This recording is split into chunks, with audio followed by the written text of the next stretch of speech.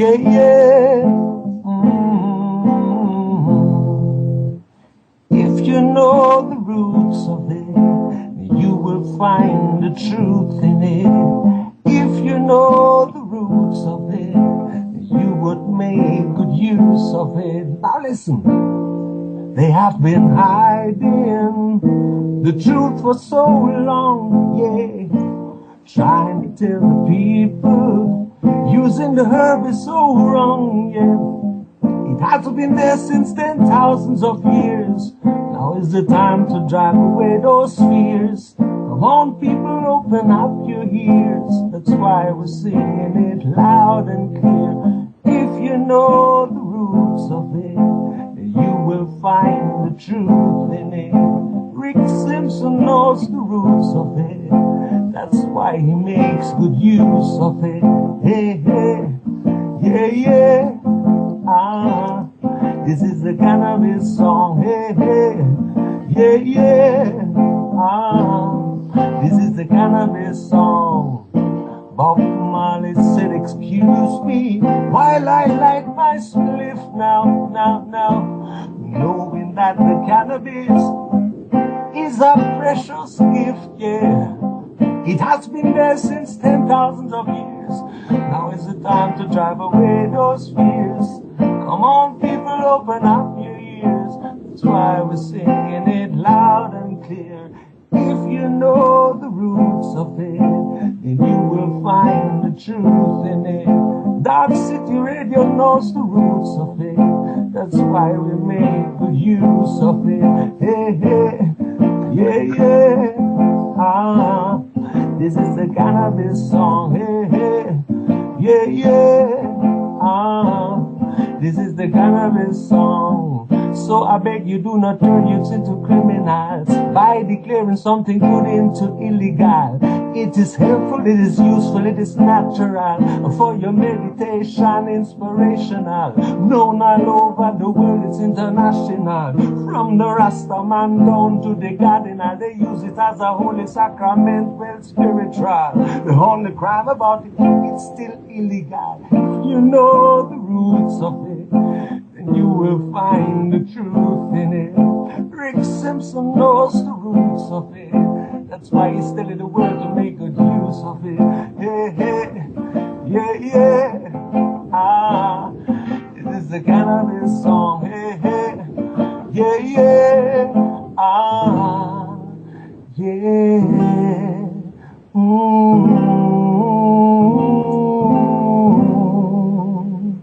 My little cannabis song. Well done, brother. Well done. Great song. I love the way you put it all together. Thank you. That's a wonderful piece of music. Good evening, everyone. I'm Rick Simpson, and welcome to another episode of Darkcity Radio. And as always, most of the show is based around the cannabis hemp plant and the medical wonders it can produce, or that can be produced from it. Now, I'll give you my little read. I usually do this at the beginning of every show. How is someone like myself supposed to perceive superstitions and beliefs of those who populate this planet? Should one fall to their knees and profess great faith in ancient religious teachings that expound peace and brotherhood, while history has proven these same religions have caused countless deaths and suffering throughout the ages? To me, there is something that is definitely not logical about all of this. One day they are telling us to love our fellow man. The next they are saying we should destroy those who do not have the same beliefs that we do. Therefore, I have a very hard time believing that there is much of anything that is good or truthful about religion. Yet vast numbers everywhere continue to blindly follow these faiths without question. Now I do not profess to be some kind of expert on religion or religions, but I will expound a bit on the one I am most familiar with, and that would be Christianity. Christianity, like some other religions, is divided into many different sects that do not seem to agree on much of anything. And throughout the ages, these sects have fought amongst themselves killing and maiming vast numbers of their followers. So it appears that Christianity has a very hard time getting along with itself, let alone other religious groups who have large numbers of followers worldwide. Do you think that any of these faiths are really worth practicing, when indeed they have proven themselves to be one of the most destructive forces on this planet? I, for one, do not. And I have a very hard time understanding why so many put their faith in a book that was put together by individuals who said the earth was flat. And these same individuals would not hesitate to put people to death who tried to tell the public otherwise. I am not trying to tell people that they do not have the right to believe what they like. I am simply asking them to open their minds and begin to question what they have been taught. And if they begin to do this, I think they will observe the problem with religions that I am talking about.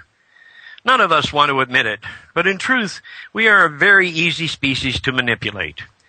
A very good example of this would be the way we have come to perceive the swastika, which most of us today equate with Hitler and the Nazi Party. And today, vast numbers perceive this symbol as something that represents evil. The Nazis did not invent the swastika, but through their ideology, they certainly did misrepresent its true meaning. In reality, this symbol is simply an ancient esoteric rune that represented sun and creation. Now, where can one find evil in that? And why, over the last few decades, have so many of us allowed ourselves to be duped into thinking otherwise? Like so many others, I have problems with Nazi doctrines too. But not everything they were doing at that time was based on conquest. For example, the Nazis rejected religion in favor of spirituality, and that is something I can hardly disagree with. They also rejected the use of modern medicine and felt that natural healing and herbal remedies were much more beneficial. Again, how could I possibly disagree? So as you can see, the German people at that time may have followed the wrong leader to provide them with a better way of life, but it certainly cannot be stated that they were wrong about everything. In today's world, through the use of propaganda and deception, the rich elite have been able to convince many who inhabit this earth that the use of herbal medicine should be frowned upon, when in reality it is the only current form of medicine which follows the Hippocratic Oath and does little or no harm to the patient. Once the public had been brainwashed into believing something which is obviously not true, it seems that most have a great deal of difficulty rejecting what they have been fed, and will continue to regurgitate this nonsense even in the face of overwhelming proof to the contrary. Are we really nothing more than what appears to be mindless robots that have been badly misprogrammed? Or in reality, are we a species which can overcome our obvious flaws and begin to think more rationally so we can evolve into something better in the future? I hope humanity can do just that, and through what I am now witnessing, it seems that many are awakening to the situation we are in. So I cannot help but believe that our world is now on the verge of a massive change. We must reject all the misconceptions we have been exposed to in the past and begin to put our trust in that which has been proven to be of great benefit to mankind. The cannabis hemp plant and all it can provide will indeed give humanity a much brighter future, and it is a prime example of something that is based in reality, which can lead us to a much better way of life.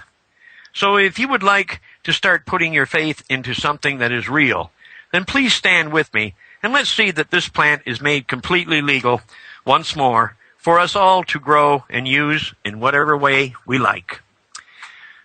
All right, Paul, could you give out the numbers and we'll get the show underway? I certainly will, Rick. And just before I do, for the people who are actually listening to the stream now, the ones who have already managed to find your show, Rick, without us putting anything else out, and they're the ones who are going to need the number to ring in. But if you people use Facebook or you use Twitter, can you start Twittering that the show's live now and Facebooking and whatever else that you can do it on for us? We need to start using our active members to push this out. So if you people listening now could just let people know And I can see that. So I've just gone and done it, you see, and it's starting to happen. I can see the numbers. Let's work on this. We're going to need to over the next few months. Brothers and sisters, we're going to have to pull very close together, else we are not going to be here. There are other streams which are attempting to take over. Right, those phone numbers that you require.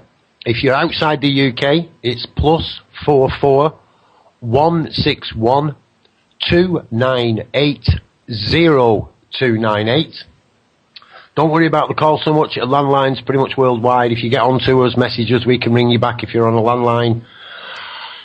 If you've got a computer, please, most of you will have, add Skype and add Bob's Backyard to your Skype, and you can get onto us for free. No problems at all.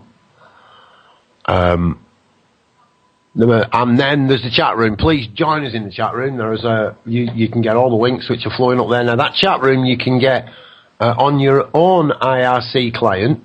And now I know everybody hasn't got one, but if you have got an IRC client already, we're on the AnonNet, and the channel is #BobsBackyard.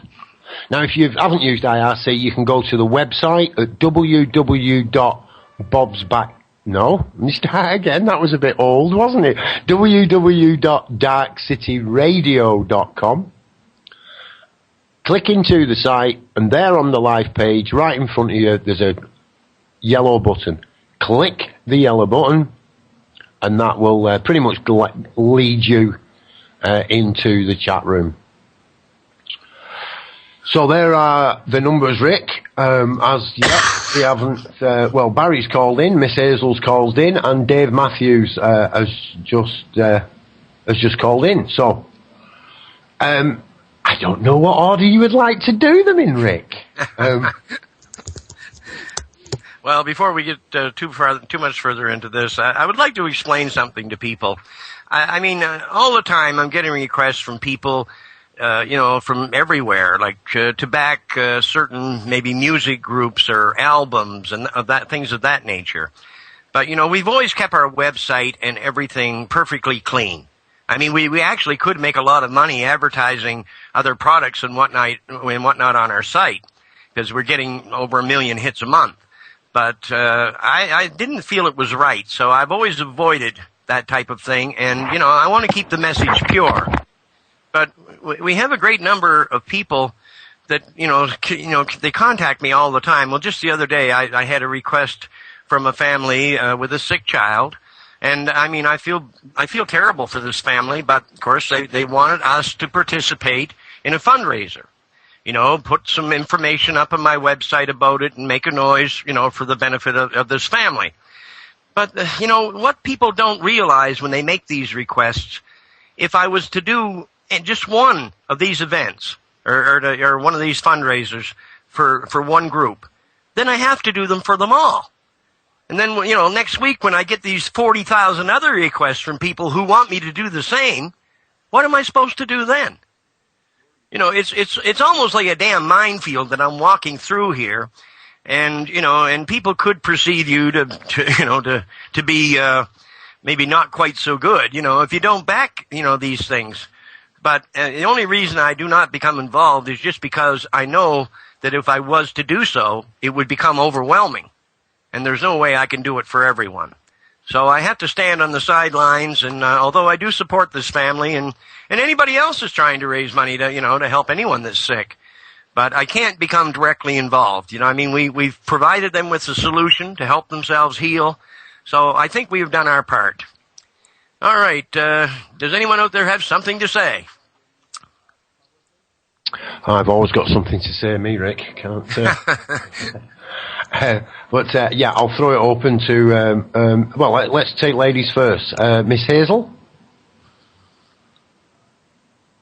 Miss Hazel. Morning, Rick. There we go. Morning, Hazel. Bob. How is everybody today? Oh, we're all hanging in there pretty good, I'd say. Liar, you're stressed. No, actually, I went out last night and I had a couple glasses of wine, which is something I very rarely do. And I'm still feeling the effects, I think. You're shy on the vitamin D, are you? I might be. Well, good for you. It's good that you've, had a chance to get out and just get away from it all for a while.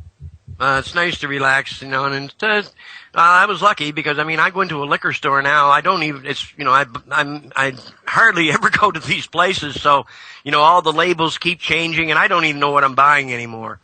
But I just got lucky, the other day, and I went out and I bought a bottle of this red wine, and it was excellent, really. It was more like fruit juice than anything else. It was kind of pleasant to drink.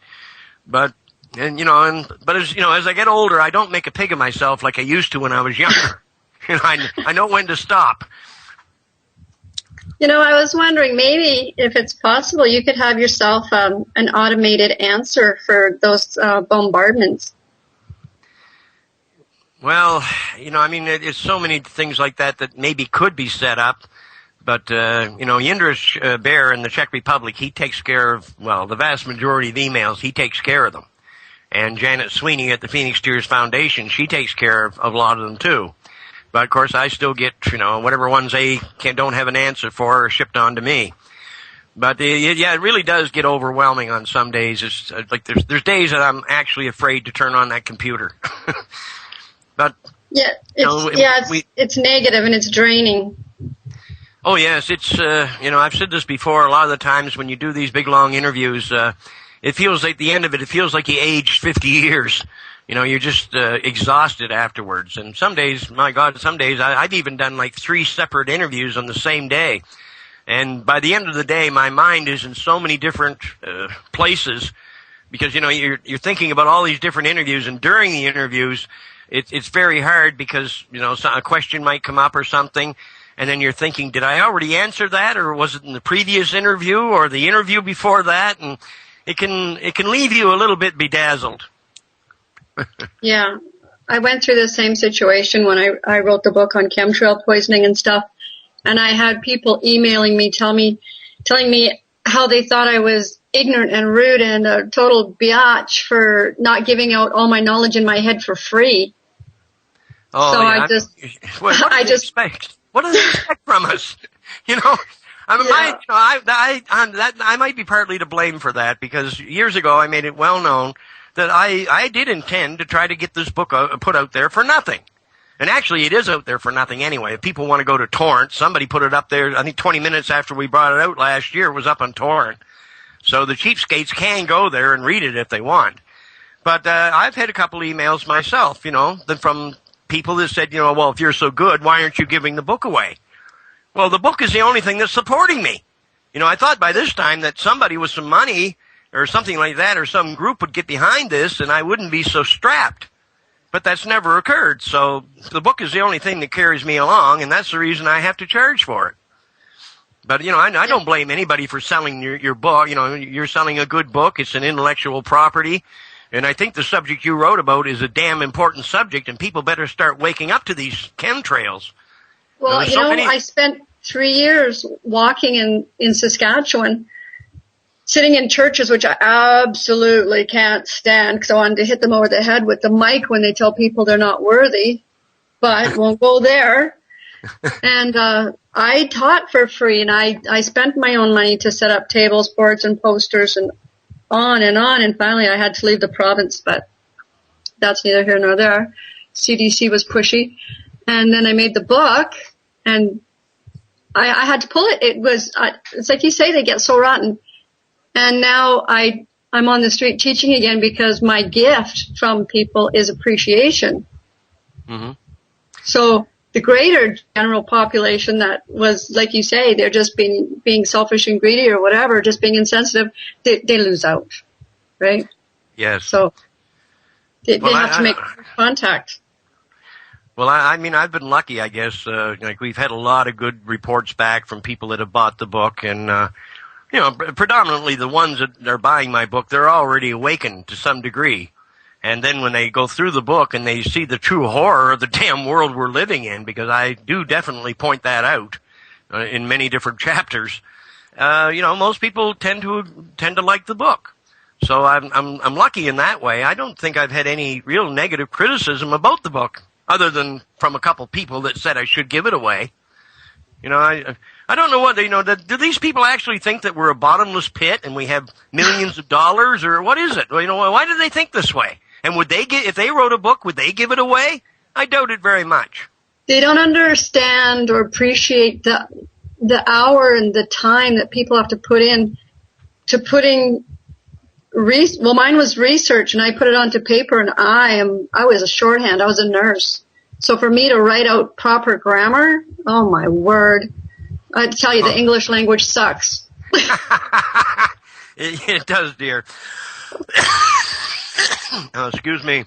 Yeah, I know when I started writing, I don't have the big education anyway, but when I was young, I used to win competitions for spelling and things. So, I don't know, you go through life and you don't use that very often, because I read a lot and things like that. But when it came time to write that damn book, back in 2009 when I started writing it, one of the first things I run into, there's one of the sentences, it was, I said, and I couldn't remember how to spell said. So I had to really go back and almost learn how to spell all over again. But if when I started that book in late 2009, and we didn't actually get it out there until July 2012. And I mean, I wrote the book, the first copy, but it was so, I guess you'd have to say it like it is. It was so crude that I wouldn't dare have released that. And so what I did over that period of time, I just kept rewriting and rewriting and rewriting until I finally had something that I was satisfied with. And then we finally put out the book. But you're right. I mean, just that first book, I can't even begin to tell you how many hours, thousands and thousands and thousands of hours that went into it. And it is, you really do have to put an effort into something like this, to make it sound right and make it so people can understand it. I know people like me, I have a tendency kind of to believe that, most should just grasp what I'm saying, with no deep explanation. But, you have to explain every little detail, because if you don't, the public will get it wrong. They're lazy. They don't want to do that little bit of research just to check it out. So did you have a good response? I mean, did you sell many books about the chemtrail? Oh, I had a good response. But between the freebies and mine was online, and Lulu kept taken away. I had over 300 supports on that online link, and they removed them. They removed the money. They pissed around. I mean, the computer's so owned, right? Right now, I'm just trying to put it into paperback and just sell it from the house, because I can't leave that in the hands of the internet owners. Well, I'll tell you what you could do, dear, and I mean, I'd be happy. Anything that that gives people knowledge, I'm happy to support. I mean, if you would like to sell your book as an ebook or something over our website, then all the money will come to you. I have no problem with that, because like what I'm doing, I'm self-publishing. And I think that we all should be doing this nowadays, because the publishers are just there to rob you. That's all they're there to do. And, if your name is well enough known, you don't need a publisher. So I'm getting quite well known, so we've had pretty good success with the book. But, like a book like on chemtrails or something like that, if you would like to sell copies like that through our website, I'd be happy to support it. That'd be perfect. Yeah, good. Well, that's I was meant to find you today, then. Well, we all unite, we put up I'd like to, well, I guess it'll be Rick Simpson Publishing, but I would like to publish books that really, have a deep meaning, and books that are badly needed. And, your book certainly sounds that way to me. Yeah, it is. Yeah, and that's the other thing that people don't get is when you're doing something like Lulu Publishing, they take $4 to $5. The PayPal takes $4 to $5. Oh yeah. By the time you're done, you're getting hardly anything. Yeah, that's right. Well, I mean, yeah. I know many people. Shauna Banda in the U.S. Shauna, she was dying from Crohn's disease, and she wrote a book. She got on the oil, and it saved her life, and she's healthy again now. But she wrote a book called "Live Free or Die," and it's only a small book. but she put it out there, and of course the publishers got involved. And I know the last time I was talking to Shauna, she put that book out, like, I think it was over 2 years ago. And here just a few months ago, the last time I was talking to her, I asked her, I said, how much money has your book made? And she said, Rick, it's made about $140. You know, they lied to her about the numbers. They did everything they could do to steal everything that was loose. Yeah. So, you know, I mean, there's the problem. You know, like, it seems like every second person is a damn thief. You know, so I'd like to provide a site like for Shauna and people like yourselves where they can go to a site that are getting lots of hits. And, cause like I said, we are getting over 1 million a month now. And, so there's a lot of traffic on the site. So I think it probably would help to sell quite a few of your books. Well, perfect. I thank you. And it looks like Dave's up next. Hi, Rick. How are you? Not too bad, brother. Oh, good. I'm really, really passionate about what you're talking about at the moment. The level of whinging about people saying that you shouldn't make a few quid out of a book. I mean, the hours, the thousands and thousands and thousands of hours you spend on this stuff, and they think that you should just give them the information for free, which you already do, and then when you go and write a book so that they can read about it and teach, like, how pathetic are people? How stupid are people? You could just, I mean, it gets me so angry. It really does make me angry. And I was just saying there that Dean was, he's doing a seminar, and he's only doing a seminar because people keep hassling him, Dean Clifford, to do a seminar. All of the information is already out there. He's been doing it for years and years and years, free of charge. All of the information is on the internet, and then they whinge because that he's going to charge $50 for a seminar. And he has to drive like 2,800 kilometers just to do this seminar on people's request, and then they whinge at him. And I mean, people whinging at you. What shouldn't we ask them, maybe all the people that whinge, how about they go to work in their jobs that they do for just a month for free? What do you think their reaction would be to that? It's disgraceful.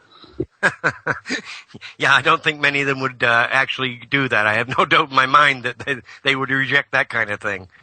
But, you know, if people just understood, I mean, during that 3-year period that I was writing the book, I mean, I was doing seminars, I was speaking every chance I got, I was doing even like TV shows and things like that in Europe, traveling from country to country, sleeping in strange beds. I mean, I was not in a very good atmosphere to write a book. And actually, the only thing that saved me is finally, we went to Central America, and I guess it was late August of 2011. And I spent about 7.5 months down there, but about 6.5 or a little over 6.5 of those months I spent in Honduras. And we had very, very poor internet connections there, so I couldn't do all of the interviews and things like that I normally did.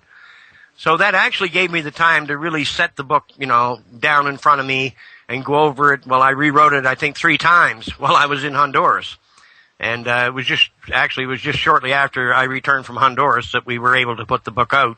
But if I hadn't had that downtime, I don't think I would have been able to complete it.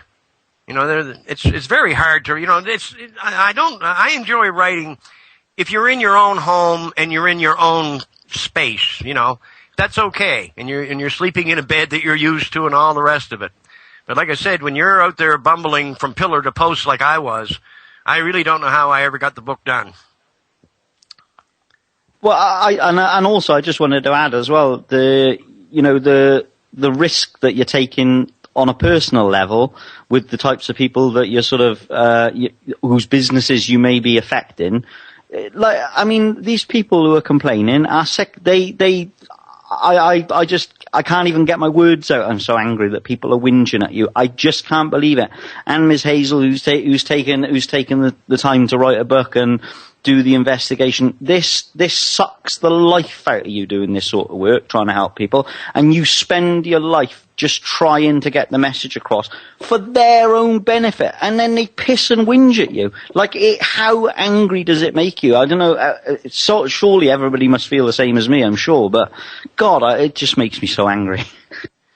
Well, when you're out there and exposing yourself to the public like I've been doing for all these years, I mean, I've made a lot of enemies. There's no doubt about that. And, but I mean, I don't regret it, because all I did was expose people for what they were, you know, in these big businesses and religions and big corporations. But, you know, I mean, doing what I'm doing, I mean, you could be confronted anytime by a nutcase. So, I mean, you are exposing yourself to a great deal of danger. And, I mean, that danger could come at any damn moment. But I don't tend to think about that much. I just go ahead and do what I do. But most of the reason I'm trying to back away now from so many public appearances and things, it's just that I'm tired, you know, and really, I'm not saying anything to the public, I mean, that I haven't already stated on hundreds of these interviews I've done.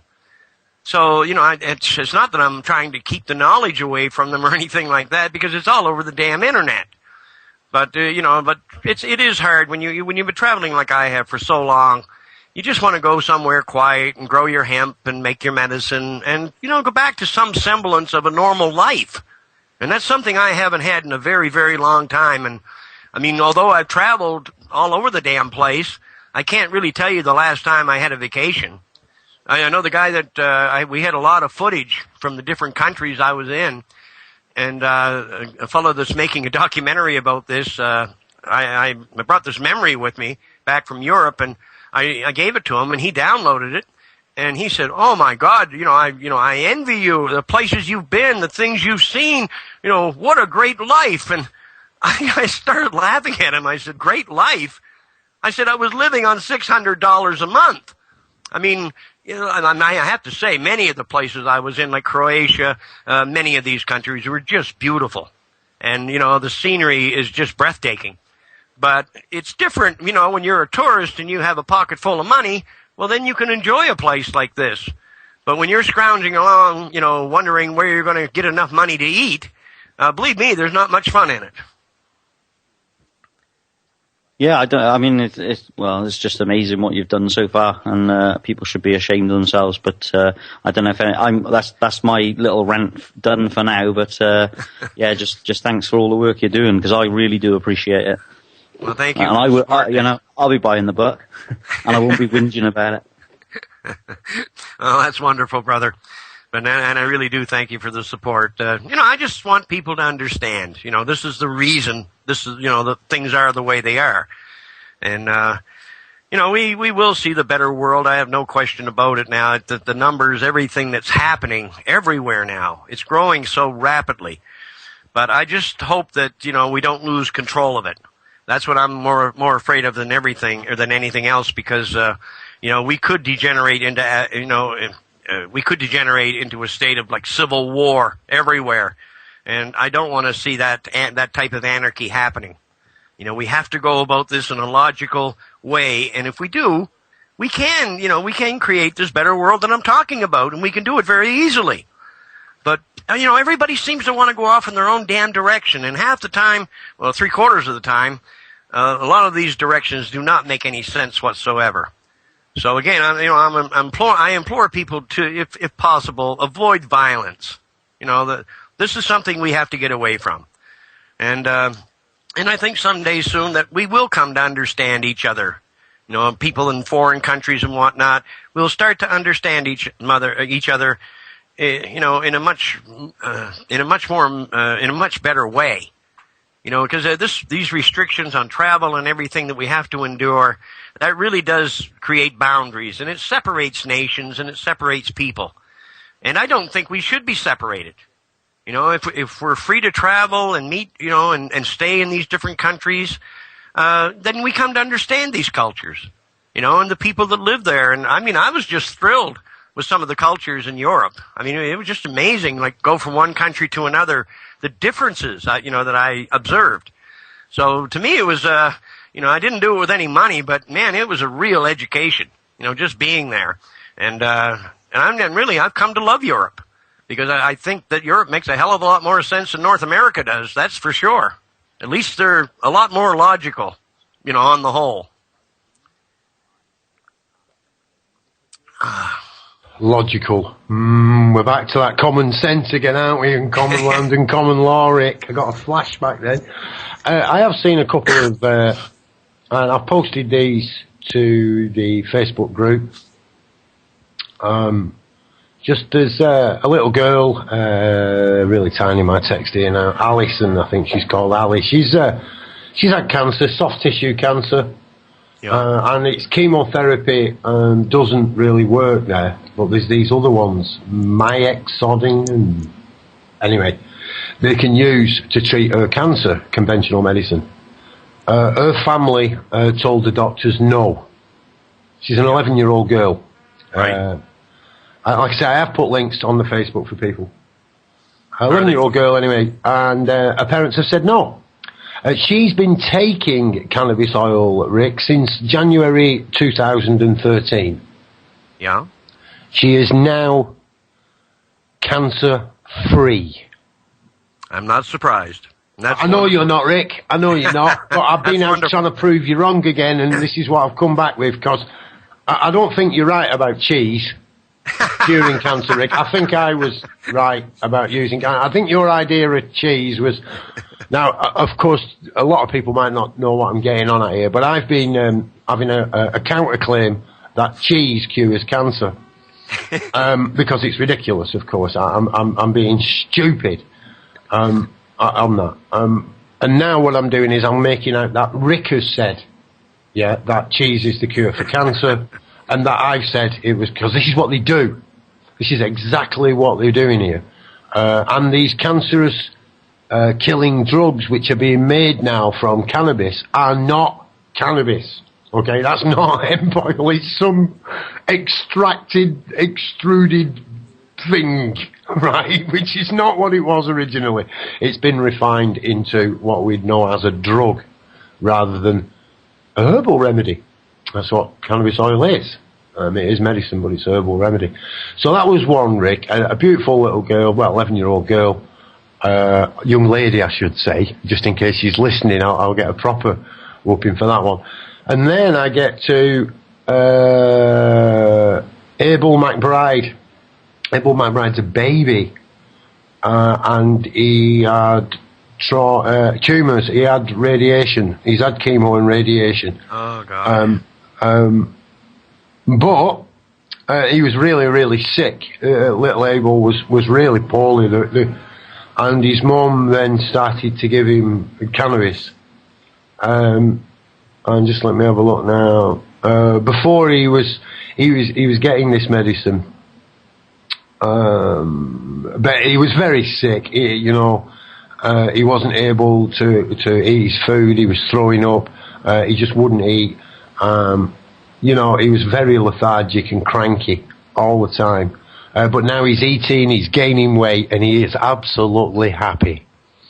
And that's a baby, Rick. That's a baby. I can't tell you how old he is. This child's not over 2 years of age. And I mean, how can we not do this, Rick? How can we not do this? We're gonna, God, it's so difficult to get my words right now. I'm gonna have to stop looking at that little baby in that picture, excuse me. We're looking into now a proper fundraiser. I mean a big fundraiser. I'm perplexed with it all. Lee's had a bit of a look at that today.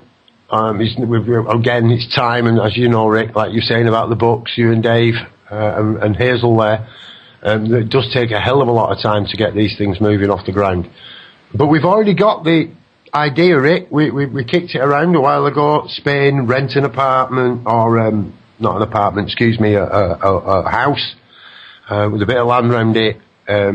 Get your good self over there, or people who can do the job under your instruction, and get that off the ground and get it going. We needed €16,000 for the first year, and more would be better. More would be better, because we're doing it really on a budget, and that was the first stage, and then 10,000 a year for the next 2 years after that. Now it was a minimum budget because we were and that's euros. I think it's about the same as the Canadian dollar at the moment. So that's euros, 36,000 euros, not English pounds. There are people out, this is what amazes me, man. There are people out there who know how to raise this money, Rick. We're new at this. We are new at this, and a lot of this is us learning and us, as you say, learning to work together. But I don't think if we start this kind of fundraiser, Rick, you will have any problems at all. If it is accepted, if that they don't find some legal bullshit again to stop us doing this. But we're going to have a go at that over the next week or two, Rick. And that's is it Indiegogo? They're a fundraising organisation, or one very similar to that, if not that one. Yeah. Well, I mean, Bob, or Paul, I mean, what we're speaking of here, like 16,000 euros, that's almost, it's just a drop in the bucket, for God's sakes. You know, just look at any one cancer patient. How much are they going to spend on their treatment? You know, a whole lot more than 16,000 euros. You know, that's just one patient. So I think the goal we're trying to achieve is certainly very realistic. And it really amazes me that, you know, we have so much trouble getting any backing. You know, because it's more than obvious we are doing the right thing here, and we have all kinds of proof to back up what we're saying. You know, you were talking about those babies there a few minutes ago, and I know I had one here just recently. A woman, I think the baby was 1 month old and full of cancer. And this woman contacted me about it, and, you know, could she give the child the oil? And of course I said yes, keep the child away from the medical system, get the child on the oil. But then I said to her, I said, dear, you know, your baby is only a month old, and it's you know, riddled with cancer? And she said, well, yes. And I said, dear, I think you should get on the oil too. And, you know, because I said, there's a good possibility here that you actually gave your own baby the cancer. And of course she tried to argue the point. She said, no, I'm perfectly healthy and I feel good. And I said, well, you know, sometimes cancer is pretty good at hiding itself for a while. So at the end, she did agree to take my advice, and I haven't heard back from her, but I'm sure if she gets the baby on oil, she'll achieve good results, and I think she'll get the same results with herself, you know, if she's wise enough to take the oil. But it's so heart-wrenching. You know, like you said, Paul, like when you look at these children, you know, how the hell does our system turn their backs on these, you know, little infants? You know, and then the doctors fill them full of chemo and radiation, and, you know, and again, I got to stress the point, because you mentioned the child had chemo and radiation. Well, in that case, don't stop at 60 grams. You know, keep giving that child, I would say again, even though it's a child, keep giving that child oil, well, up to 120, 180 grams over a period of time. And then, you know, because that gives, you know, the oil then can undo all of the damage that the damn chemo and radiation did. And then at the end of that, then the child can just drop back to a maintenance dose, just a drop at night before they go to bed, you know, which only equals 1 to 2 grams a month. That's all you're talking about. And that protects the child and helps them maintain good health. So I think there's no other way to go. You know, everything about the damn medical system scares me to death. Everything they do. I mean, practically when you go in there and you look at, you know, all their different treatments and tests, you know, almost everything that they're currently doing, you know, it's harmful. It's harmful in one way or another, and it causes so many problems. You know, when you're trying to treat somebody with the oil, excuse me. When you're trying to treat someone with the oil, and they want to keep going back to the damn doctors, I mean, that can really throw a monkey wrench into the spokes. You know, people, I know it's a leap of faith, you know, for some, but you have to turn your back on this. You know, it's like I was saying in my speech there earlier, you know, like, let's get back to reality. You know, I don't want to see anybody poison my children, and I'm sure most people feel the same. So, you know, I don't think it's asking too much. And one of these days, I mean, the doctors are starting to come around, a lot of them are, and, well, they have to. Because, you know, every day now, more and more people are seeing, you know, what they're doing for what it really is. And in so many cases, it's literally outright murder. And, you know, we cannot put up with a medical system that is doing such things. Matter of fact, we should have called a halt to all this decades ago. But through, you know, the big money manipulating things, and, you know, with our bought and paid for governments, you know, and putting laws in place, it's just disgusting when you really look and you know, and think what they have done. And you know, with Paul, you know, his jokes there about cheese and stuff. Well, I mean, we have to go to things like that, you know, when we're doing this show, to keep it light, you know, to put a little bit of a joke into things. because I mean, what we're discussing here on these shows is really so damn depressing, and it truly is. You know, and people can become very emotional, and you know, this subject in many cases is hard to talk about. So we actually throw the odd thing in there like cheese and things like that just to make people laugh. And I really do thank Paul for doing that. It's coming, Rick. I don't know if you're reading all the text before or people actually want to mention what's actually going on. I'll leave it up to the people who are mentioning that in actually the Sky Man. But what's actually being typed in our Sky route at the moment is pretty phenomenal. It is actually happening, Rick. I know it is. We've got major players in this game now, setting up basically just what we've said we're attempting to do here, Rick. They're raising over £30,000 a day. We can do this now. I mean, it's like, come on, we need a slice. We need a slice of that. I'm not going to go into it loads because we've dedicated an hour to that. Later what's been going on there, but the fundraising side of it, how are we going to go about this? We haven't been asking really. We're all pretty proud, I think. I think a lot of it is to do with pride. So I believe you're right, Paul, because I mean, yeah. I'm one of these characters. I always stood on my own 2 feet, and I didn't ask people for anything. But in a situation like this, it's not that I'm asking them to give me money, but I'm asking them to support me so I can actually carry this, you know, so much further.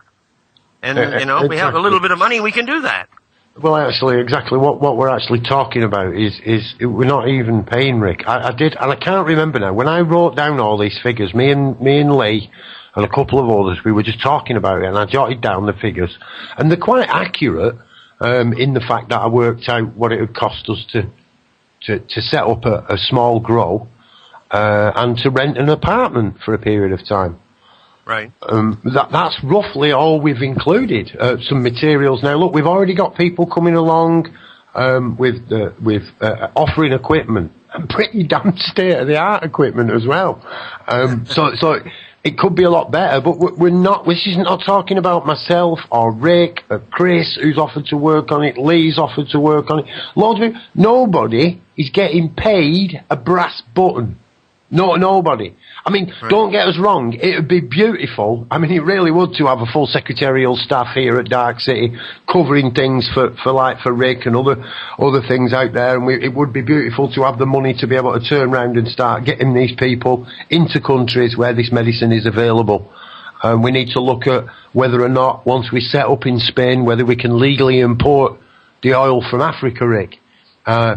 Again, needed to be graded and checked and done in that level, but we've already heard from people living over in Morocco in pretty much poverty, because this medicine isn't getting out. If the medicine does get out, I mean, you can run your car on it. You can run your car on it over there. Right. I mean, decarboxylate in your pistons and scrape it off when you get home. I don't know if that would work. I don't think it would. But, yeah, empty your exhaust out, maybe. But this is the irony of this situation, Rick.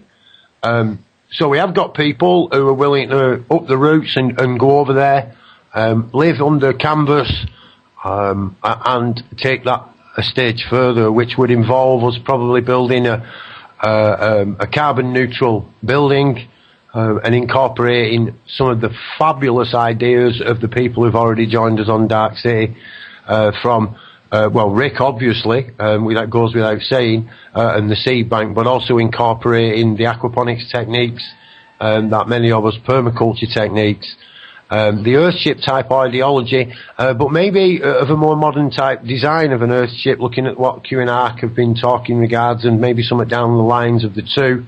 It would be brilliant to pull all these things together. Of course, that would cost us buying land, or getting land donated in some fashion, and then a lot more finances, but not a vast amount more. When you come to build a property or anything else, a construction, the majority of the cost is labour. If our labour is food and ganja,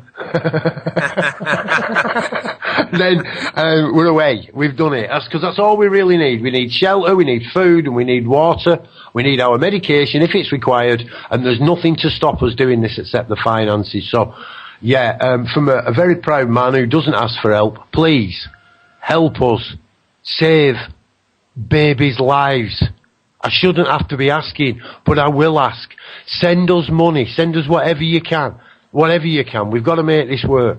You know, this will keep it going. We'll keep the momentum going. And we are going to go for a major one, Rick, where we're going to ask, I don't know how it works, whether we ask for the full 36,000 or we ask, you know, for it in the first 16 and then we do 2 10s. I'm a bit fearful, Rick. I'll be honest. I'm fearful. We might set all this up, and what happens if people don't donate? What happens if it doesn't happen? What kind of a message are we getting back here? I'm sure they will, Rick. I'm sure if we make this, and we all work to it, we can push this and many others. I mean, we're using you as a spearhead, Rick. We've always made this common knowledge. We've never hid it. But because it is a massive part, as far as we're all concerned here, a massive part in the evolution of the humanity, people, men and women. It is part of our evolution. Well, I mean, Paul, we're just trying to go about this in the right way. And what I find very alarming, you know, with other people involved with hemp, there's so many of them going about this in as far as I'm concerned, in entirely the wrong way. You know, I mean, they're pushing messages about juicing and all of that, and you know, to some degree, maybe juicing does have its benefits, but it also has, you know, there's downfalls involved with it, which I've described in previous shows. I dropped out of that conference group at UC Berkeley because there was some good people involved with the conference, but there was others on there like Dr. Courtney and people like that, you know, that were involved with other methods of treating people with cannabis. And I just found what they were saying to be outrageous. You know, so but they don't have any trouble getting support for doing everything wrong. So why should we have trouble getting support for doing what's right? But this really, it muddies the waters when it comes to cannabis medicine, you know, with all of these people making all these different claims. I mean, we're not just making claims. We have the proof and we have the patience to back up everything I'm saying. You know, we've actually have achieved the desired results. And from what I'm told, like people like Dr. Courtney, he runs some kind of clinic in the U.S., I guess. And from what I'm told, there's a 6-month lineup, you know, waiting to get in to see him. You know, and I honestly feel that these people are being misled. You know, it may help some of them, but still there will be a good number of people that should have lived that will die because they're not giving them the medicine in the proper way. And that's what I've always stipulated right along. Make the medicine in its purest, most potent medicinal form. That's what you need to do. You know, if you want to cut it back later with honey or whatever you want to mix with it, that's up to the patient, I guess. But just knowingly go out and say, I'm going to juice bud, and I'm going to achieve, or bud and leaves and stalks, and I'm going to achieve the same results that can be reached with the pure medicine. I think statements like that are just outrageous. And they're literally lying to the public, you know, to fulfill their own agendas. And that alarms me. And that's the reason I couldn't, actually, I did one 5-hour conference with them, and that's all I could do, because after that, I seen it for what it was. And there was something, you know, about this conference that, and, you know, when I listened to some of the things that were stated, there was a lot about this conference that just didn't smell right. And when I had these, you know, these self-proclaimed experts, you know, coming on and, you know, and questioning me about, you know, because I just told them, I said, you know, our oils often test right up and around the 99% pure cannabinoid range.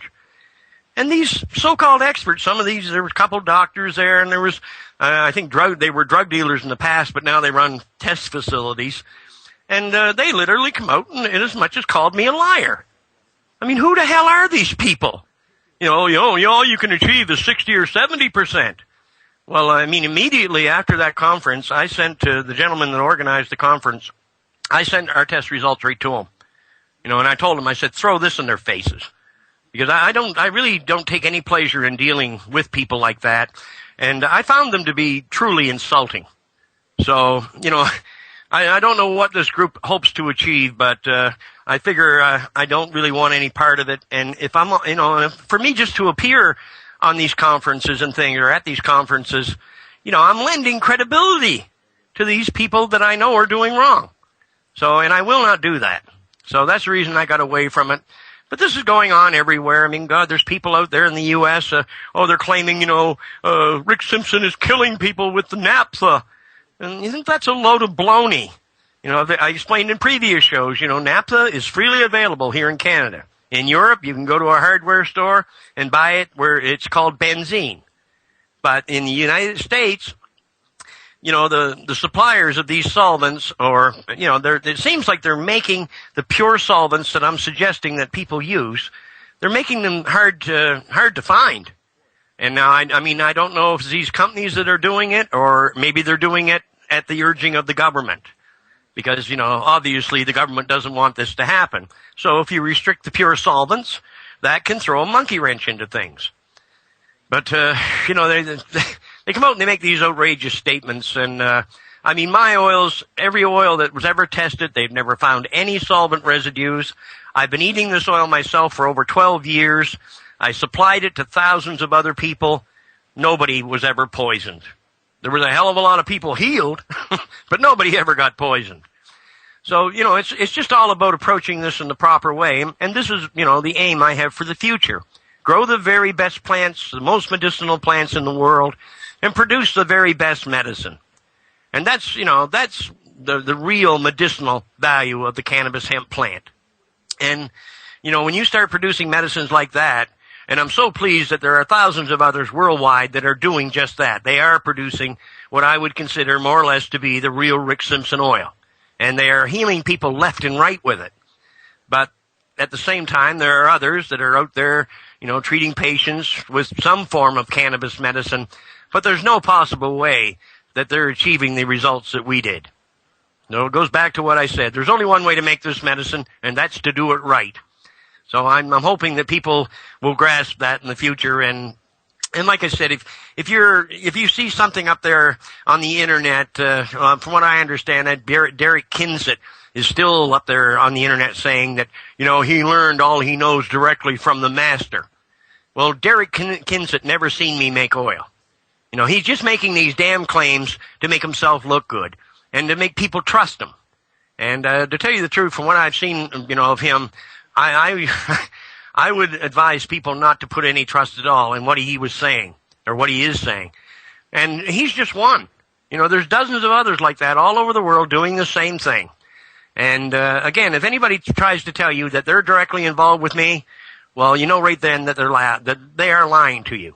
I have no direct involvement with anybody out there that's supplying oil. So if they're trying to tell you otherwise, then it's a lie. Yeah, tell them to contact us here at Dark City Radio if anybody's saying that, or even better still, ring up and speak to Rick on his live show. We've got about 20 seconds, Rick, before we go to the break, which we have dubbingly called the tea break, the pee break, and I can't mention what the third one is. I'm going to go eat some cheese so I won't get sick.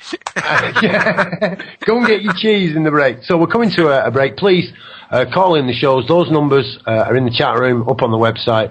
Please do so. We're going into the break.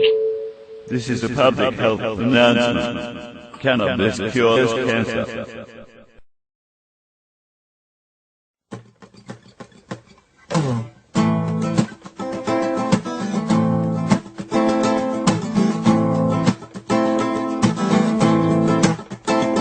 want to tell you all a little bit about a plant I know that can save the world. It grows long and tall and has flowers that can make your mind swirl. It's a funky plant with a fiber that is resistant to rain and mold. It's the strongest plant fiber known to man, the best rope you'll ever hold. Well, the pioneers covered up the wagon trains with the canvas made of hemp. And Washington and Jefferson grew it on their farms and said to make the most of it. The first stars and stripes were sewn on hemp, the first Constitution too. Around the world for food, fiber, oil, medicine, and fuel. But if we press its seeds, we won't have no need for any other oil. We can make paints and inks, we'll run our car, we'll grow back next season, it'll fix the soil. The most nutritious seed we can put in our mouth with omega-6 and 3. We can feed the world with the tree of life and live sustainably. But if we cut down all the trees, we won't have nowhere to breathe. Grow fields of hemp instead. We can make our paper, build a house from it. It's the goddess plant growing wild and free, living the way that we ought to be. Gonna leave my children a better world than my ancestors left me. Whoa, whoa.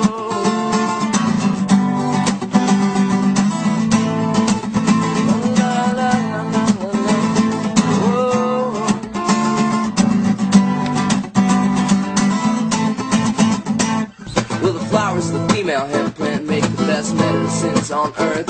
Helps cancer and AIDS patients eat their food. Helps those with depression overcome the blues. Glaucoma, epilepsy, nausea, insomnia, stress, neurosis, psychosis, pain, PMS. All the studies have been done and all the doctors agree that they can't make money off this plant, you see, because it's free. It grows from the seed, wild and free, like we ought to be. You know the future is growing out our own backyards. And if we cut down all the trees, we won't have nowhere to breathe. Grow fields of hemp instead. We can make our paper, build a house from it. It's a goddess plant growing wild and free, living the way that we ought to be. Gonna leave my children a better world than my ancestors left me. La la la la la la la la.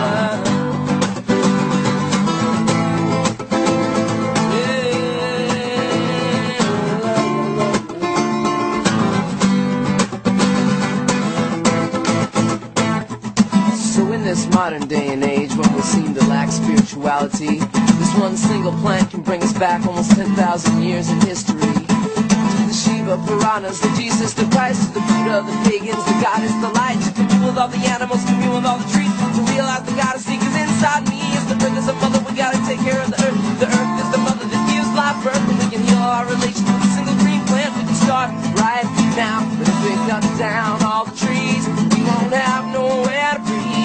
Grow fields of hemp instead. We can make our paper, build a house from it. It's the goddess plant growing wild and free, living the way that we ought to be. Gonna leave my children a better world than my ancestors left me.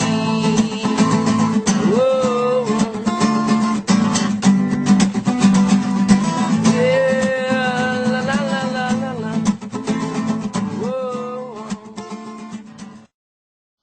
Okay, I guess we're back, and I hope everyone has been listening to the earlier part of the show, because it might be a little hard if you're just tuning in now to catch up with what we're talking about. But, again, of course, this is always about, hemp medicine and its many wonderful uses. And, in the future we can have, if we would just wise up and start growing this plant the way any sensible human being should. We do have to get rid of these corrupted governments that have been ruling us and enslaving us for centuries. And we gotta create a whole new reality, a new paradigm in the way we think. And, but that's happening very quickly. There's a government thing. I remember there was a thing I read from I think it was from the Canadian government.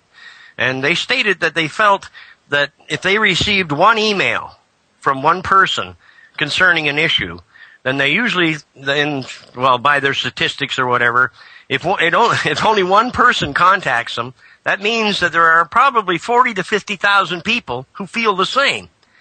And if that theory is correct, and judging by the number of emails I've got, I mean, we must have tens of millions, if not hundreds of millions of followers all over this planet now. This thing is growing in the last 2 or 3 years. Really when we started seeing all of these testimonials and these wonderful videos that people are putting up on the internet, the support for this is just growing in leaps and bounds. Basically every day. And this is the kind of thing we need, because we have a hard time supplying medical records and all the rest of that because the medical system will not comply. They don't want us to be able to prove this. And in reality, we shouldn't be passing people's medical records around anyway. We shouldn't have to. When you look at the number of people that are making all these claims, none of them are being paid. Why would they get up and lie and shoot videos and documentaries about this subject, expounding how wonderful this medicine is, if it all wasn't true? It is true. And, the most important thing to me is, like I said, is that the medicine is made properly, and then you do achieve these wonderful results. And, and people don't have to use my name to sell their product. I mean, if they're actually producing high-grade oil, the oil itself will make its own reputation in no time. So, this is really the direction I'm trying to push people in. And, I don't care, if you are making high-grade oil and you want to call it the Rick Simpson oil, well, that's okay, as long as it's high-grade stuff. But I hate people pinning my name to low-grade trash. And there's so many people out there that are doing that, and I'm trying to put an end to it. Everything I tell the public is based in fact. I don't sit here and lie about anything, and I don't profess to know things that I don't. In other words, I'm not going to sling a line of bull at anyone. If I don't know what I'm talking about, then I'll keep my opinions to myself. So I just wish many others would do the same. Because we do have a lot of people out there that really do know how to sling the nonsense, and I think there's far too many of them. So our message is pure, and it's very simple, and it is the complete truth. Completely, absolutely. And I have played devil's advocate. I have looked round to try and find somebody who is saying it does not cure cancer, or at least half the size, of tumours. It doesn't stop tumours. I can't find anybody. There's nobody actually saying it doesn't. They're saying we're not going to talk about it. Yeah, there's quite a few who don't want to talk about it, but none of them are saying it doesn't. Because, obviously, it must be a very tricky time for these people with the amount of info that's getting out regarding Rick Simpson and the oil. Yep. That's what it's being called, Rick. It is Rick Simpson's oil at the moment. As it was pointed out, it's actually some pre-Victorians, actually. Prior to the Victorian age, we had all this was common, very common. And lo and behold, there didn't seem to be many cases of cancer in those days. Modern day. If everything we're saying, Paul, wasn't true, then why aren't these people coming on shows like this and exposing us? The reason it's not happening is because we are telling the truth. And if they come on this show, well, they're not going to look too good, are they? Because the minute they open their mouth, I'm going to put my foot in it. Yeah, and they do know. There's no doubt about it. They do know what we're doing. I say, we might only be a little station, Rick, at the moment. But they know what we're doing, bro. Oh, they know. No doubt about that. And I actually suspect some of these rich elite, given the opportunity, will actually assist us. I don't know yet, because it has to be done anonymously, and most of them don't want to do that. And the reason we say that here is, doesn't matter how much money is sent, this is free radio, this is free medicine. We're doing our best to break these slave chains we've had for years, and just do it on our own. That's what we're trying to do. We're trying to do it on our own, without authority, without all that we've known. And it isn't easy. I'll tell you, it isn't easy. But it's one of the most rewarding things you could possibly do. It really is. Like I say, when you read them about them little kids, man, the kids. The kids, they haven't voted. They haven't actually, they've inherited this mess. Inherited it. And I'd just like to, big hugs out to the parents of those people, for standing up. I get contacted by a lot of people during the week regarding this. And a lot of people want to come on the shows, and they all tell me they're going to come on. And I get it. I get why they're not coming. Mm-hmm. It's a bit scary. It is a bit scary, These people have been ridiculed, they've been put down. You're living in the UK and you speak out about this, the odds are you're going to get a visit at some point. So yeah, I sympathise with them, Rick. I suppose we have to be their voice for the time being. We really do. It's the families, that have to endure this horrible system that we have. What does it feel like to find out that your 2-year-old or 3-year-old has cancer? And to know at the same time, well, okay, now there's this Rick Simpson guy, and he's telling everybody, and he's providing a lot of proof that, my God, there's a cure. But I'm not allowed to take that cure because it's illegal. I have to follow the medical system. I have to allow them to poison my child, to give my child radiation, or to perform needless operations. Talk about trapped. In many countries, like I said, you don't even have control. If the system wants to give your child chemotherapy, they'll just go ahead and do it. And you have no say in it, although you're the parent. Again, that's back to madness as far as I'm concerned, brother. This don't make a lick of sense. But it must be awful for these people to be put in this position. All of that stress of having a sick child, and then you've got to deal with all this damn corruption on top of that. It is truly frightening, brother. Muted microphone, excuse me. It's not happened to me for a while. Well, that's it, Rick. Hopefully the movement ends here. Hopefully these are the last few weeks, maybe I even say months of this movement, and then we can find its home. It can stop moving. We can find a home, and that's really what we're talking about in a sense. I've got a home. I'm talking about the home of the cannabis movement. Where can we make it real? Where can we do this? We are trying to incorporate the ethos of Darkcity within that. Your words are about you.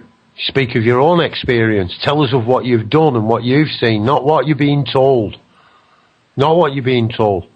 To me, I think this is vitally important. If we don't take these steps, then... Well, anyway, I don't want to go down the fear factory route. I don't think there is anything left going to get us, but it is all about choice, and there does seem to be a lot of people here who want to queue up in the victim line. They want to be there. They don't want to heal themselves. They don't want to get healthy. Their sickness has become a big part of their life. A big part. And who will you be without your illness? Who will you be without your sickness? Quite true. You'll be happy. You'll be happy. Trust me. I was in pain for years and years and years, and I put up with it. And I still get in some pain. It's expensive medicine here, and we've committed ourselves to other things. You always, something has always got to be sacrificed. I'm sick of that, mate. I'm sick of it. Too many have been sacrificed, Paul. Just look at our history, for God's sakes. And particularly what they've done over the last few decades. Since they outlawed this plant, the suffering and death that their manipulation has caused, to hundreds of millions, if not billions of people over these last few decades. It's just horrendous, for God's sakes. They never had the right to put these laws in place in the first place, and they know it. But still, they'll stand behind, we're doing the right thing, we're the system, we know how to run this planet. Yeah, you do. You know how to run this planet right into the ground, and you also are very good at killing the human race. And therefore, as far as I'm concerned, I think this system should be taken and thrown on the trash heap, because it doesn't make any sense whatsoever. Totally agree. Totally agree, Rick. And I think if we do get rid of a few things within our societies at the moment, things will get a lot easier. I've learned this on the individual level, a personal level, just recently. How much time and effort we actually put into getting through the things that are causing us a problem, whether it's government authority and eventually you just do it anyway. Yeah, it's going to happen anyway. So, really. Not so much to the Darkcity crew, or the listeners, really, because you're all doing it now, and you're all part of this. But tell your brothers and sisters, tell your friends, tell your family. Make out with crackpots, make out with lunatics. Do whatever you want, but get them to tune in, get them to listen to this. Let's tune in. Let's tune in. Can anybody not get the play on words we're using here? Tune in. Stop tuning out and tune in. We can make this happen. In fact, we are making it happen. Join us, please do. The more that join, the swifter it'll be, the easier it'll be. Perhaps not for me at the beginning. But I'll accept that. If there is a big influx of people, I'll have to deal with more people, and we'll do it. We will do it. We will get the support. We'll set up offices. We'll set up a studio. I've got the room to do it here. We will do it, if that's what needs to be done. But let's go for it. There's nothing stopping us, brothers and sisters. Nothing stopping us at all. That's all. Well, over the years, Paul, the public have bought into so many things that were really nothing more than phony. I mean, well, one I like to mention sometimes, I mean, look at diamonds. Every young woman, she has to get married, she has to have her diamond. And young men go out and they pay thousands of dollars for these rings, and then the only thing that's valuable in them is the gold. I mean, we all know about De Beers and their big warehouses full of, diamonds. They're the ones that control the market. And diamonds, in truth, are not rare. But yet the public have bought into this idea, we must have our diamond. Well, to me, that's just more nonsense. And we bought into so many things like that, over the last, throughout time, actually. And I look at religion as being the same. So many people buy into these religious beliefs, but yet what are they backed with? Blind belief. Well, blind belief don't cut it. I mean, to me, I've got to have proof. If I'm going to put my faith in something, I want to see some proof that it's real. And this is what I love about this medicine. And I've said it many times before, if there's anything on this planet that's worth worshiping, it's the cannabis hemp plant. And we have seen the results of what it can do. And it does provide the answers we need. So, start buying into things that make sense. And start rejecting things that don't. Because literally, we're being scammed in so many different ways. Like diamonds is just one. But we're being scammed in so many damn different ways. It's truly frightening. And, I just want people to wake up and see reality. See the reality of what I'm saying here. And stop being sucked in. Totally, Rick. Totally, yeah. I'm with you. It's like I'm a listener. Every time I have to kind of snap back into where I am. Your words are going in for me, Rick. Sincerely, I'm sure they're going in for other people out there. Absolutely positive. But again, Rick, I keep coming back to it. We're living in their world. This is their world. It's been ambushed by corporations, by pirates of the high sea. Yes. Really have. I think Rachel wants to get in there. Rachel? Hi, it's back to something Rick was talking about a little while ago, about the quality. I was wondering, Rick, do you know any tests that you can do to the actual bud itself to see how good it is before you make it into the oil? Well, I mean, you could have any bud if it's grown properly. I mean, you can have it. You could take it into a test facility and have it tested. But it's a lot like I said. If you took a strain that was over 20% THC and you gave it to two different growers, the same strain, same seeds, one grower might produce something that's over 20%. But the other grower will probably produce something that's maybe 14, 15% because they're just not putting the time and effort into it that they should. So it's very hard. I mean, the simplest way, I mean, for me, I had no test facilities or anything like that, in the local area here where I could have any test, performed. So my main test was just to simply sit down, take a little bit of the bud that people wanted me to produce some medicine from. I would smoke about half a joint of it. And if it made me kind of relax in the chair and made me feel like I wanted to go lay down, then that was the medicine. And I had wonderful results with all these heavy indicas, in the treatment of cancer. So, it just went on and on like that. And I had to laugh when I went to Europe. And when I first went there, the group that I was involved with, they were already starting to produce oils. And so when I first got there, they gave me some of this oil. And, and they're sitting there looking at me. I was smoking a joint with oil in it. And they said, well, what do you think of the oil, Rick? And I looked at them and I said, well, I think this oil is trash. They looked, what do you mean? We made that, we did this and all this, we did it the best we could. And I said, well, the problem is, I'm not coughing. If the oil doesn't make me cough, then, for me, it's a very simple thing. I mean, I can take, all I need is, if I got good oil, and I put a little bit of oil on that paper, put a little tobacco with it, and if I can take more than 2 puffs off that joint, without choking and gagging, because it's an expectorant. It makes you cough up all that trash from your lungs. Your eyes will run, your nose will run, and you'll cough and choke, which is actually good for you in this case. So, I mean, that's about the simplest test I know. And if the oil has that effect on you and it has that sedative effect, then it's probably going to work for for your needs.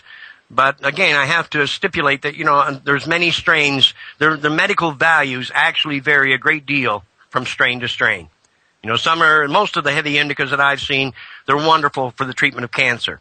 But, some of them actually are the greatest painkillers on this planet, bar none. I mean, this oil, and from certain strains, the oil that can be produced is much, much more effective than even the strongest morphine or hydromorphine that's available. But the difference is, the oil is harmless.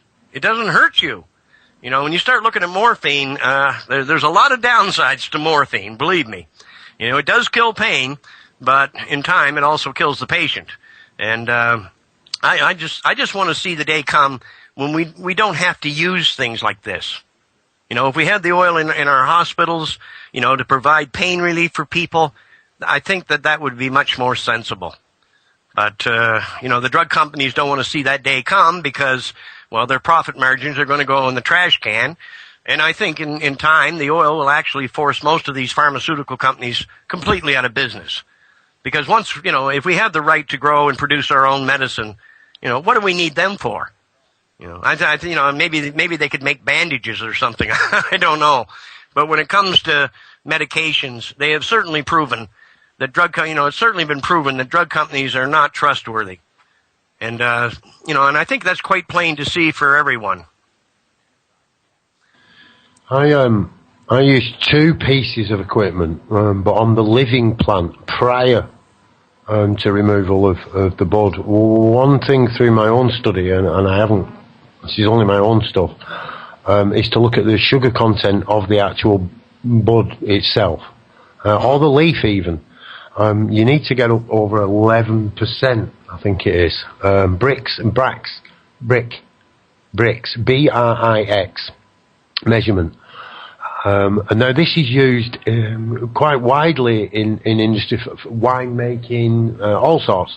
So you don't have to do a batch test to find out. So by using a refractometer, I think that's right, but hey, check me out.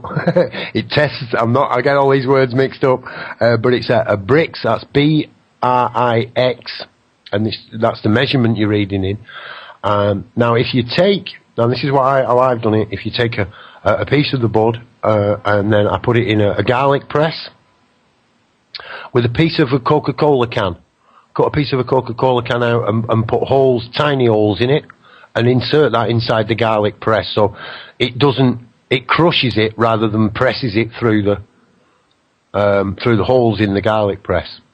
And then you need a few drips, literally, we're talking 2 or 3 drops of the juice from inside the living plant. Then you can read the amount of sugar in it.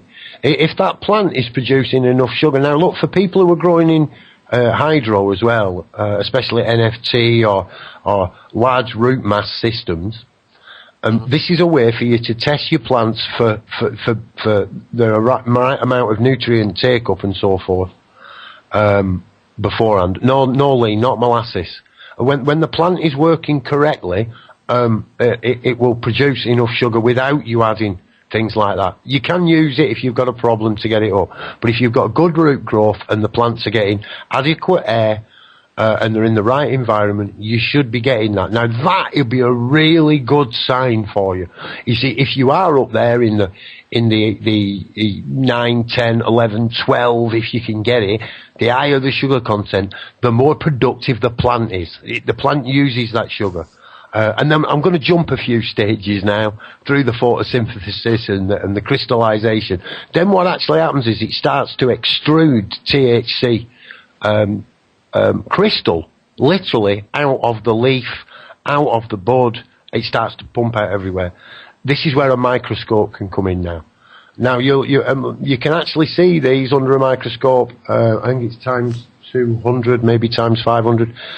Maybe even at times 60, but you need a microscope really. You can use a handheld one, but you really need to have a microscope you can look through. Now I do have one that has a USB camera in it, which is really handy if you're showing people stuff over the internet and things like that. So yeah, you need to look at the actual, and you can see it with your visible eye. You can see these growing literally like mushrooms, and the tops of these mushrooms eventually will go round, and then the top will cave in. Yep. As the top of it caves in, it sometimes when you look under a magnifying glass, it looks like it's literally exploded, like a seed pod breaking. But again, it's a liquid. It's a crystalline liquid. When you see this under the microscope, when you've got about 70% of these have burst, then you're going over any longer, and you're going too far, you're getting deterioration. So that's what you're actually looking for. I'd go for at least 50% of the round balls on the top are now starting to burst, and you've got up to a level where you've got a much better chance of producing high grade oil. Mm-hmm. So I hope that helps. 2 bits of that is a microscope and a refractometer. Now the refractometer is probably not as well known, and it is quite cheap. A handheld one, which you just hold up to the sun, let the light shine through, and you put a couple of drips on it, on the sample plate. They're about $20, maybe 15 English pounds, maybe £20, $30. So they're not an expensive piece of equipment, and if you use one regular, it can save your plants before you can find out that there's something wrong with your plants before the damage is seen. It is really the only way you can get an heads up on how the plant is before you see the damage. Obviously, once a plant's damaged, you can often, know what's caused it. So yeah, refractometer would be my tip for the growers of the world. There's something else I should mention here, and I've never pushed the medicinal use of hashish, and the reason I don't do that is simply because most hashish that's available today is, there's so much fillers and crap that's thrown in with the cannabinoids that I don't really feel in many cases that, the hash is safe to eat as a medication.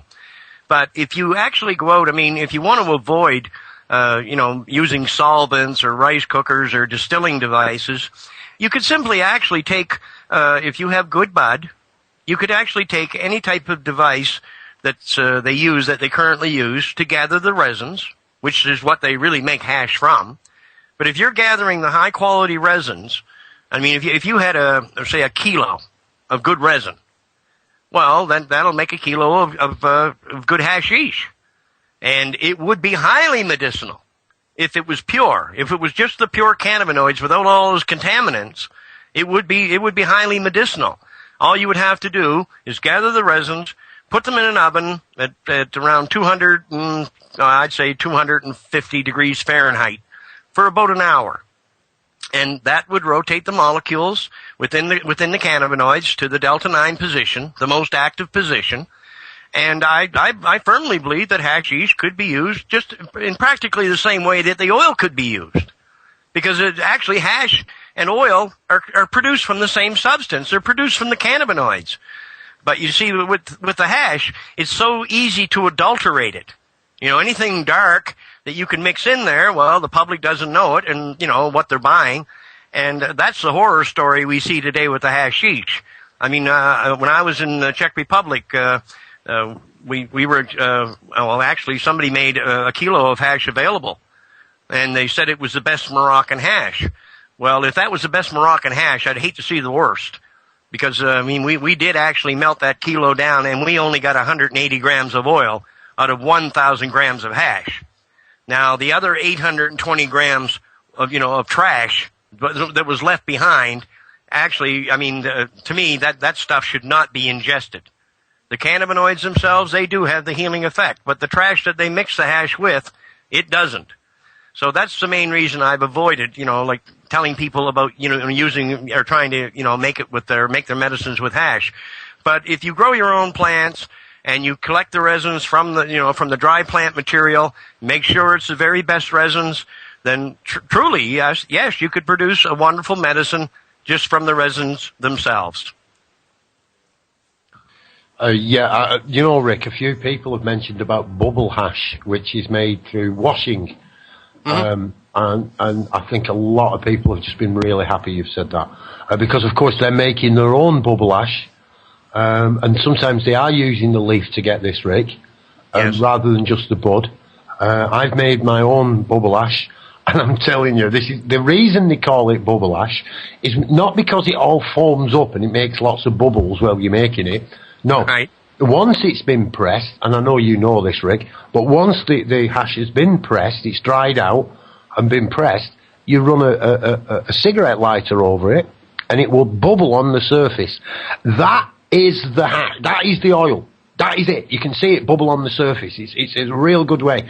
But again, I have to agree with Rick 100%. This is not the hash you're buying off the street. So you get it. Used to be with Moroccan hash years ago. That used to be the case, but that's changed. That has changed. If you're actually you're not smoking cannabis. The odds are, if you're buying hash from England, it doesn't even remotely represent it anymore. It really doesn't. And especially if you've got kids buying this stuff and you're a parent, get them the bud. Give them less. You need less of the bud because it has been, well, as Barry's put in, total shit. It is. I have the same sentiments. It is. There is actually hash that was made some years back, and they actually call it English. You'll know this when it comes in the blocks. It comes in 252 grams instead of 250 grams. This is made for the English market, weighing exactly 9 ounces for the old imperial system. That was made, and they call it English because only the English are stupid enough to buy it. That's the truth. No, that's why it was called English, and that comes from Holland, from a factory in Holland. And that does have cannabis in it.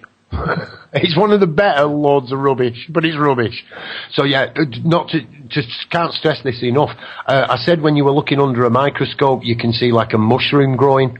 The stem and the head of the mushroom, those are the sizes of the gauzes that you're going to be using to actually, which would have been known as 0 and 00. I believe, if my memory serves me right, that's about 40 microns and about 70 microns, if my memory serves me right. And those will give you hash and what was known as black. Again, one is the ball from the top, which is the hash, known as the most purest, and one is the stem, which is the smaller one when it's shattered. Another little tip for you there, if you are using a washing technique, you need your water to be below 5 degrees centigrade. The oil, which we're trying to extract, will actually crystalline below 5 degrees. It freezes. And then it shatters through the activation in the water, and then you filter it out. So, good info, I reckon we're getting out there, Rick. That bubble ash has made a difference for a lot of people. I know that, because that is a lot easier for people to produce, Rick. Yes. Again, the oil is stronger. The oil is, there's no doubt about it. Although I'm a great supporter of bubble ash, I think it's a great way to introduce people to what real ash is, rather than the crap they're buying on the streets. But if it was me, and I was doing this, and I had cancer, I'd be making the oil. I really would. You're going for the most cleanest you can possibly get. That means there's no plant matter in it at all. So you could actually then use process the hash again. Again, I think the method that Rick's using does produce a more purer medicine than any ash would be able to do, just because you are going to get other particles in there. That's going to happen. I should mention too, Bob. I mean, there's I met this lady in Amsterdam, and she's producing these units. It's like a tumbler, with very fine screening. And it lets the resins go through, and they collect in the bottom. And actually, years and years ago, I made a similar device myself, and it worked very well. But I found it awkward to collect the resins and whatnot. So one day I was sitting there, and I got this bright idea. So I went out, and what I actually did, I bought these big pots. They were about 12 inches high, and I think they were about 12 inches round. And I took these pots. And I took a piece of two pieces of plywood, and I put a piece of, I believe it was 120 micron stainless steel screening between the two pieces of plywood. And I grooved the plywood out so the pot could sit right in it. From the bottom pot would slide right into this, and the top pot would slide into it. And in the top pot, I took a small, it was just a small gear drive, that would, it was turning an agitator, just, 60 RPM, one revolution every second.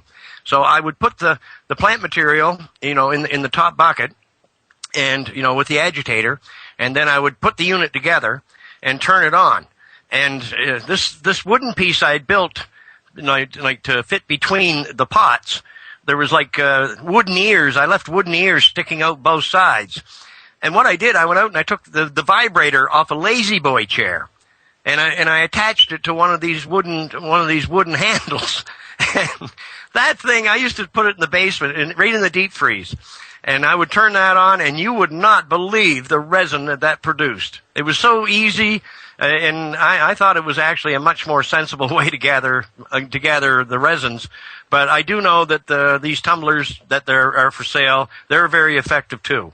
But of course, I'm always looking for a new and better way to do everything. I mean, I've done this kind of thing all my life. I don't think I've ever bought anything that I haven't torn apart and thought, well, I could build this better.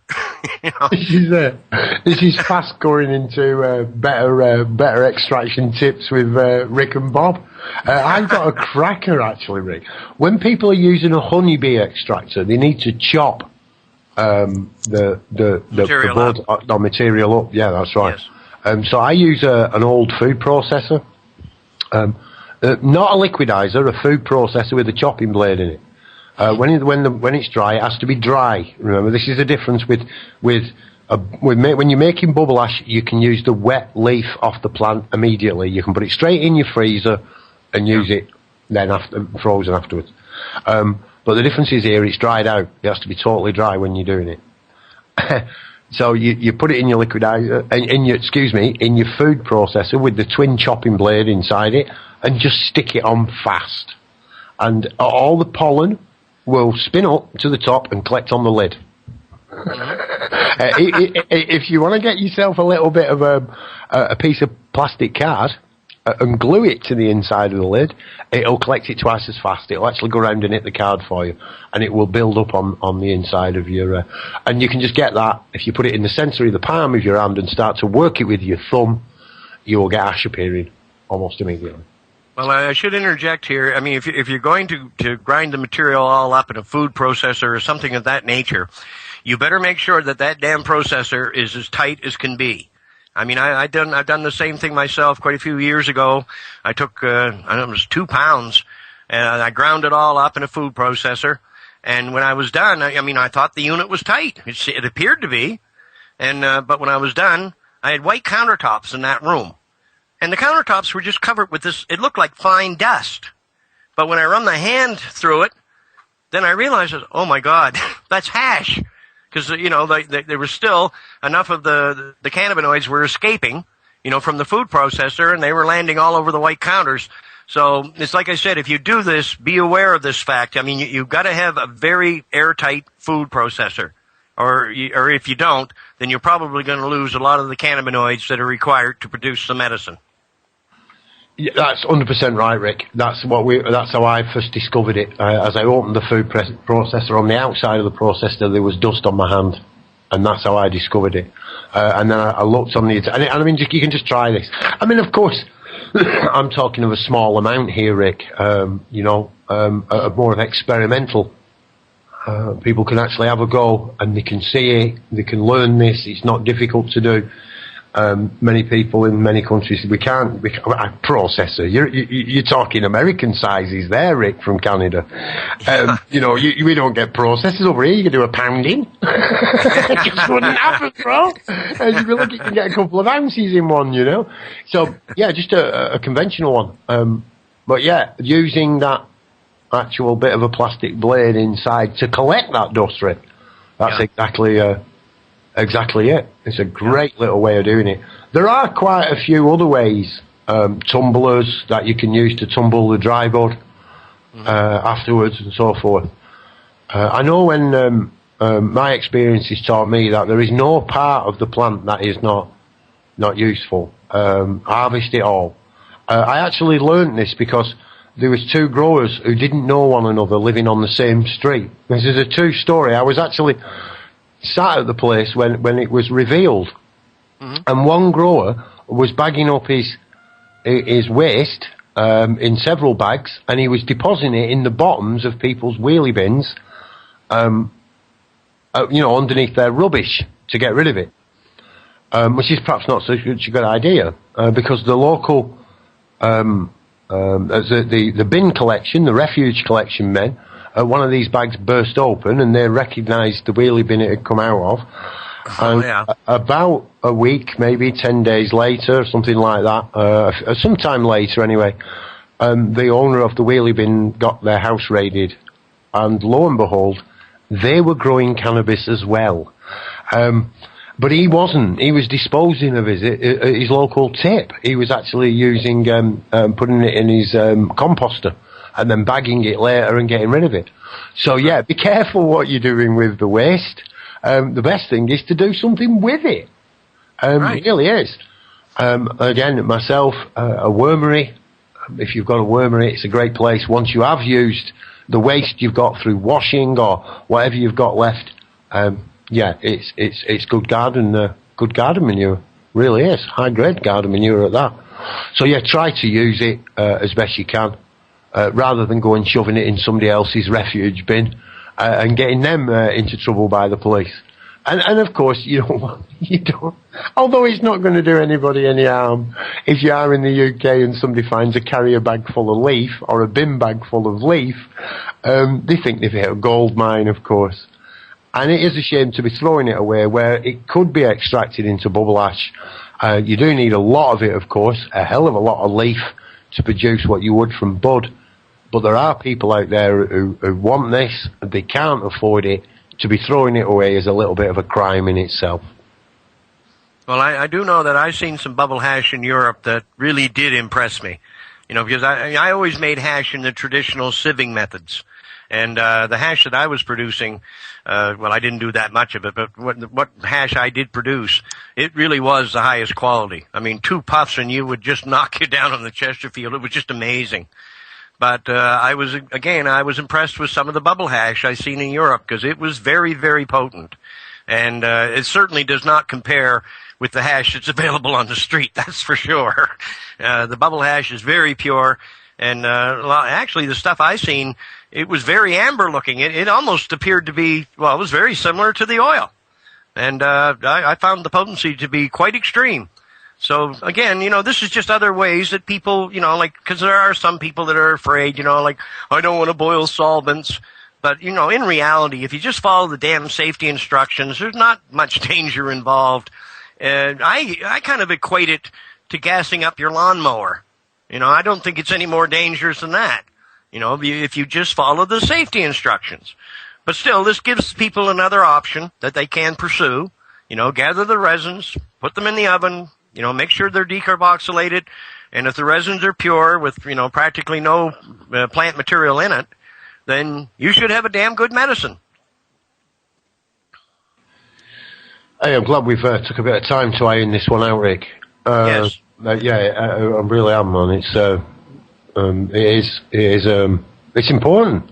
It is important that we do use all of it, and if you see a lot of the commercial growers, Rick, they need to dispose of this. I know what they'll be doing with it. Like you say, most of the oil that is produced in the world is produced from the waste of the plant. Yes. They use what's left over after they've done traditional hash making, where it is vibrated through gauzes. And these are normally metal gauzes with a sacking over the top of them. The actual bud itself is placed in a sack, a Hessian sack. It's placed on a table with carpet over the top of it, maybe a piece of plastic sheeting over the top, and beneath that there are gauzes. And basically they're beaten. The gentlemen beat them with sticks. Yes. Yes. And that's the traditional method of doing it. Of course, what Rick explained with his 2 tin cans and bit of a is a modern day version of something very similar. As soon as you said you connected it up to the lazy boy, Rick, I thought, wow, Inspector Gadget, But that's it. It's an automated way of doing it. And then what's left in the bags would have been boiled in ethanol or in another wood alcohol or whatever they were using at that time, and then the oil would be made up. All the plant being used, all of it. Well, I had the book on hash making. I think the RCMP stole that. But, they described in there the methods, the ancient methods that were used, and it was called bat pressing. And that's what they were doing. They were putting the resins in a bag, and they were beating them to death with a bat, to blend it. But, to me that didn't seem too realistic. So, I invented a rig called a meat grinder. I just went and got a meat grinder at my local hardware store, a little electric grinder, about $100. And then I took the resins, and then I started putting it through the meat grinder. And every time you put the resins through, it comes out as noodles. It looks like, something like spaghetti. Only every time it goes through the grinder, it turns darker and darker. And I used to put it through the grinder about 10 times, and at the end of it, it was just extruding hash noodles. And I found that a much faster way to produce hash. And there was a whole lot less effort involved, compared to taking a bat and beating it to death. But, hash can present a lot of problems. It's hard for some people to get it together. I know I even built a framework out of angle iron. Because I had a 50,000 pound press one time. And I took a bunch of these noodles, because I used to break them up in fine pieces and let them age. And then after they aged for 4 or 5 months, I would take the noodles and put them in this press. And put I had a huge hydraulic jack there, and it would make something that looked kind of like a hockey puck. But there was still air, it never would, even with all that pressure, it just wouldn't flatten out. So finally I got mad and I said, okay, I'm going to do something different here. So I went out and took these 4 pieces of angle iron, and I put a metal plate in the bottom, and then I started putting the noodles in, and then I took an old chisel, and I welded a plate to the bottom of it. And then I would take that chisel, and I would put it on top of the noodles, and I would beat it with a hammer, all over. And then I'd add more noodles and keep doing it. And by the time you get the framework filled up, you had about 500 grams of the nicest hash you ever seen. It blended together perfectly, no air in it, and it worked magnificently. So that's another little tip that people, if they want to make, some high quality hash and they have trouble putting it together, well, this is a nice way to do it. Or you can use a car jack, a piece of scaffolding pole, and a crisp bag. Take the crisp bag, put your powdered ash in the crisp bag, shove it down the scaffolding pole, put the pole against a wall, slide your bar inside, a flat-ended bar, of course, up against the crisp bag. Put your car jack in and wind the car jack so it forces the bar down the tube, and you will get yourself really good ash. And you can get crisps written down the side of it. Also, I've used a G-clamp and a piece of plastic tubing and then pound coins. What's really cool about that is once you've pressed it and you take the coins out, you get the impression of the coin on the inside of it. If you get it right, you can just pop them in your pocket and they look like dollars or pound coins. So that's another nice one. But we have been asked about butter, Rick, about cannabis butter. Have you ever worked with cannabis butter? No, because to me that's just watering the medicine down. You can use olive oil, you can use butter, you can use many different substances, to get the oil, because it's fat soluble. So you can get the cannabinoids off the plant with many different substances, but the trouble is the substance is still there. You can't get rid of it. And what I see in most cases when they tried to make cannabis butter, well, it took the yellow butter and turned it green. Now, I'm not saying it wouldn't have medical benefits. It probably would. But, predominantly I was dealing with people who had very severe illnesses. So I couldn't play around with watered down forms of hemp medicine. I had to have the best. So that's the reason I always went the way I did.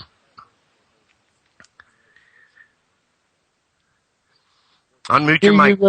Do you think it could be used as a top-up dose? In the top-up dose butter. Just so the listeners know, cannabis butter is literally butter, or butter if you're from the south. And what they're doing is that you take your plant matter, you place it into water and simmer it in hot water, and then you take all the matter out, you sieve it out, so you've just got the liquid, and then you melt butter into the liquid. Right. What actually happens then is you let it cool, and the cannabinoids are trapped in the butter floating on the surface at the top. I can say most cases, I've got to agree with Rick again here. There will be some we disagree on eventually, Rick. I doubt it, Paul. Well, there was really early on, because I thought CBDs were good on one side of it, and you corrected me that the CBDs are good, but for cancer, we've got to go with the THC. So, yeah, there was that one, man. I've learned lots, Rick. I have learned a lot. But yeah, so what you've got there is now you've got, basically what you've done is you've cut the oil, you've cut the oil with butter. When you're using water, it isn't. So you're getting it in a much purer form. Yeah. But then if people are going to take it and they're using it for, say, arthritis, I know a lot of older people for arthritis bake with it. They actually bake with cannabis.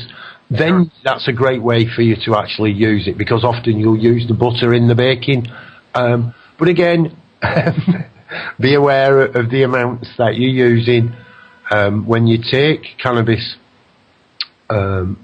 internally, orally, not smoking it when you eat it, it can take 25 to 45 minutes. I mean, I'd give yourself a good hour before you have a second piece of cake. Okay? Just when you're starting off, because you can never be too sure when you're doing this with butter on the contents of the amount of THC that's actually in there, how strong it is. Now, Rick, another thing, well, it's a bit of a cod question, really. We get the seed bank set up in Spain. Would we be able to offer a testing service for people who are actually growing, where they'd be able to send us a small amount, and then we could actually chemically test this for them, and give them the amounts of THC? Is this something what would be feasible? Oh, I think so. If we could afford to hire the manpower, needed to do this, because in the beginning, our efforts are going to be stretched very thin. Like I said, I'm trying to get away from treating people. I've got to concentrate more on growing the most medicinal strains. But I think that would be a good idea. And my aim is to actually make the seeds available so people will know what they're growing, and they can put confidence in these seeds to heal, to grow the plant and heal themselves. This is what we need. There's so little stability in this right now. And I think that's what's needed so badly. Just for people to be able to, send and get some seeds that they know are the best seeds, to treat cancer, or the best seeds to treat, say, chronic pain or diabetes or, glaucoma. It just goes on and on and on. Because the medical, it does vary a great deal from strain to strain, the medical values. But, there's so many ways, and this thing with butter, too, I honestly think, if you were using, if you had high quality resins mixed into the butter, and say in the evening you had a sandwich and you put a little bit of butter on it, I think it would probably have about the same effect as taking a good maintenance dose. I could actually agree, Rick. I think it could be used. But again, we need the time, we need the finances, so we're not thinking, and we can be 100% sure this is what it's about. About 5 minutes, actually 4 minutes left. I think Barry's wanting to get up there. Barry? Yeah, Barry's been the invisible man tonight. Come on, Barry. Pipe in there, brother. Go on, Barry. 4 minutes, Rick. Hey, good, buddy. I let other people talk because I get chances to talk to you lots of times, bro. And on your show, I just like other people to get their time. But, I'm always sitting here waiting to babble away. Great show always, bud. Hey, like talking about kids real quick, man, if that doesn't wrench your guts, you're not a human. What they're doing to children with chemo. I'm not going to dwell on that, but that really hit home with me today. And it's something I think about every day, what they're doing to children with chemo and the drugs, buddy. And it just wrenches you to the guts. And that alone, man, is enough to get us off our asses and do something about this. Everything you do, brother, I support 100%. You know, I'm with you all the time in your thoughts and your what you're doing, and just a great show. I love coming in here because we get all these cool people coming in, and some new people have come in, and they've got really great opinions and ideas, and just a good show, bro. I could talk for an hour, but I'm just going to say a few things and let you go. But I'm looking forward to your trip to BC, bro. We're going to do a little fundraising out here for us yourself, and we've got a couple ideas, and the theater one night is going to be raising funds for you. So we'll do what we can. And there's lots of people involved now. Lots of people. I'm in favor, of hemp medicine in all respects, but, it has to be approached rationally. That's all I'm trying to tell people. If you've got terminal cancer, don't expect lower forms of this medication, to heal you. It may help some, but it's probably not going to heal you. You do have to have, these oils have to be almost 100% pure cannabinoids. And that's when that's the most effective by far. But again, like we mentioned earlier on the show, these resins would be, if it was done properly, these resins could be right up not too far from that category. So I think the resins could be a very effective medicine too. Yeah, and Rick, and when we start growing this stuff legally, imagine the amount of THC we'll be able to produce in our buds when we really get down to it, and we don't have the restrictions of the law looking over our shoulders, and we get real smart people developing the strains, and we'll get into THCs that are 30 and 40% maybe in the future, and produce unbelievable medicines. And that's what I see coming, bro. Well, they're already there. I mean, there's strains out there now that are well over 30%. And I'm very excited to see these strains being developed because that's where the real medicine's going to lay. The more potent, the better. Why grow... And cheap. And cheap. And cheap. Exactly. Yeah, don't so everybody can have it. Yeah, $5 a pound for the best pot. That's what we need. One thing in closing, Rick, I did start a lady here on the oil. I saw her the other day at our yard sales because I always run into them. She's telling me she's felt, well, I said this before, she's feeling as good as she has. I noticed color coming back into her face, and one other thing she pointed out to me right away, she had these little teardrops forming underneath her eyes. They look like little pockets of oil. And since she started on the oil, those have 1 minute, guys. And I noticed a lot of color coming to her face. She's going to go see her doctor next week. So, amen to that. Okay, good. Hey, bro, I'll let you go. Great talking always with you, friend. Always. Well, it's not unusual at all. I've met so many people just like you described, Barry. You can literally see them coming back to good health. The coloring, everything. You can see them. They're more vibrant. Every day that they're on the oil, it just seems like they become more and more healthy and more vibrant. And it's a real wonder, to watch somebody that was right on their deathbed actually come right back to a state of good health in a matter of, 2-3 months. It's just mind-boggling to sit there and see this. But I've seen it thousands of times with so many patients, and I'm just so happy that I've been able to take part in all of this, and because it is going to do so much good for this world, and it is going to it's going to change everything. And we do have something to look forward to, as long as we have the backbone to stand up and make it so. It's really that simple. And it's people like you, Barry, and everyone else on the show here. Don, Rachel, Paul, everyone. These people are all real warriors, and they're out there spreading the word. And and our message is truly, it is becoming recognized very quickly. And I just don't see how they're going to avoid it for much longer in the future, because it's so obvious now that I just defies comprehension why they haven't already begun to act. But I know that's going to happen in the very near future. Right on, Rick. We're all out of time, brother. Thank you very much indeed. Okay, brother. Good show, and I really enjoyed it. This is a public health announcement. Cannabis cures cancer. Dimensional time dilation taking place. New stream activation. Please prepare to reset your player.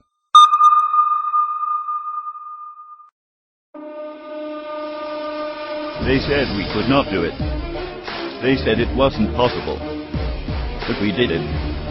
We created a free radio station to bring the people together and spread an alternative message from the mainstream. They tried to silence us. They tried to hack us. But we carried on. You cannot silence the truth. You cannot enslave freedom. You cannot stop a good idea. You cannot stop Dark City Radio. The crew is now eager and stronger than ever before. We will not be kept off the airwaves.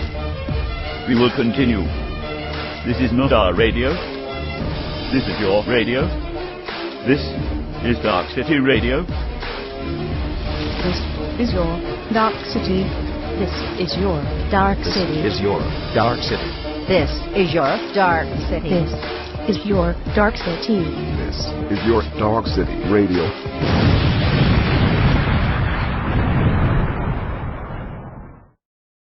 Good evening, London. Allow me first to apologize. I do, like many of you, appreciate the comforts of everyday routine, the security of the familiar, the